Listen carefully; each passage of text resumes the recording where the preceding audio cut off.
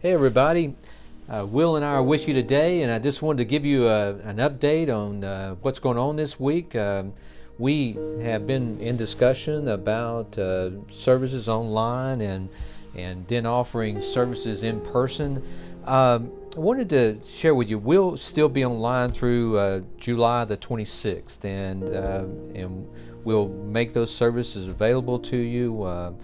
We are still monitoring all the situations in our county with the increase in COVID cases. Of course, our mayor of the county has issued a mandatory mask. I think it's on July the 10th. Something From like July that. 10th, I think, until after Labor Day. After Labor Day. So we're monitoring all those situations and trying to make a best guess. We move forward with cautious optimism, and I wanted Will to share a little bit about what August looks like, those first 2 weeks in August. So Will, tell us a little bit about that, and then I want to share a couple of more things with you. Yeah, so our tentative plan right now, and Mark and I's word for the last 4 months now has been flexibility. Our tentative plan right now is to return to in-person worship for those that are able to safely do so, to return to in-person worship on August 9th. The week before that, we're going to have a kind of a soft opening where we invite our ushers and volunteers and staff to come back.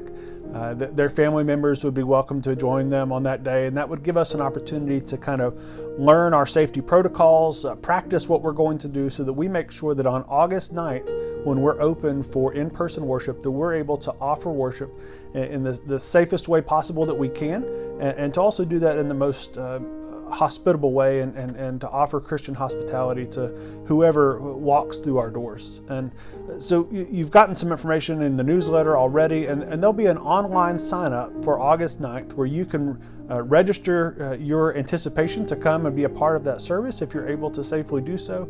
And then we will make sure that there are no more than 100 people in either one of the worship services that will happen at 10:45 on that day. Again, so that's August 9th. There'll be a chance for you to register online and let us know that that is going to be a part of your plan. But I want you to know that if you cannot safely return to in-person worship, that we're going to continue to do the same quality of live streaming programming so that you can worship digitally with us and stay connected to your church family. Right. Yeah, and if you can't register online, we also you can phone in. We'll have a place for you to phone in and do those kinds of things. We're trying to think through all those processes. Appreciate you helping us out with that, Will. Thinking about a couple of other things. We're meeting weekly with our executive team. That is leaders of the church. That's Dave Hausman is chairperson of church council. Kathy O'Brien is chairperson of staff parish. Debbie Hembry, who is our finance chairperson, our trustees chairperson, Bill Hastings, our lay leader, David Hudson, and Karen Gates is our church administrator. We're meeting weekly to make some of these decisions along the way, and so when you hear that word executive team, that's where all these decisions are coming. It's not just me deciding, hey, we're going to do this, or Will and I decide, and we're going to make these decisions. We've been very prayerful and having some tough conversations about what we needed to do and how we need to do it. I appreciate your patience. In the next week or so, I can tell you a little bit more about what's going to be happening with our Child Enrichment Center. They're getting close to gearing up and starting in August, and I'll let you know more about that. Also, we're looking at opening our facilities a little bit earlier than the time that the worship starts. We'll share more information on that probably within the next week too. Now, notice that when we open our facilities, all that means is that you're still in phase 2. We'll ask you to come and you'll do a screening. We'll have what we're calling a gatekeeper, but there's somebody there just to ask you questions, to check your temperature. You'll be asked if you need a mask or if you happen to have one.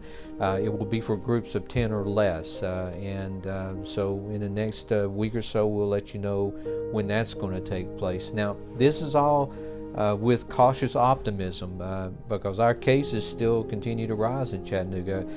District Superintendent Reed Shell could call us in the next few days and say, hey, we've got to go back to phase 1. Bishop Taylor could make the same call. Our governor could say that we're moving back into a more restrictive phase. So we're asking you to be patient too. We're trying to be fluid and work through these situations the best we can. And I know that sometimes it's frustrating, but for the most part, we've handled everything pretty well. We've gotten through the things that we need to move through, and we look forward to having us gather and worship again before too long, whatever that looks like. But in the meantime, as Will said, we'll be online.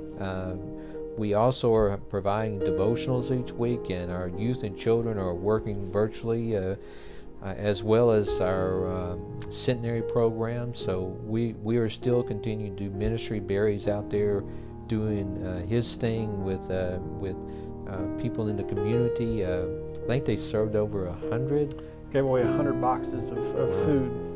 100 boxes of food this past week for Hispanic families, and just a great ministry.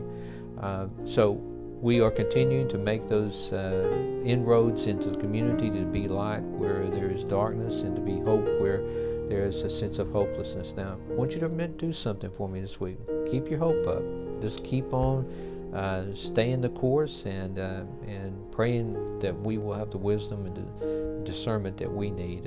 And we look forward to meeting with you next week. I'll have a little bit more information for you next week about some other things, but I need to talk to the executive team a little bit more about where we are. So, see you next week. Will, you have anything else? Just if there's something going on in your life, if you have prayer requests, or if there's a struggle that you're going through, or even something you need to celebrate, your pastoral staff's here, your church staff is here, and we are eager to continue to walk this journey that we call faith and life together. So reach out to us and let us be there for you and with you in the name of Christ. Go in peace. See you. Take care. Have a good week.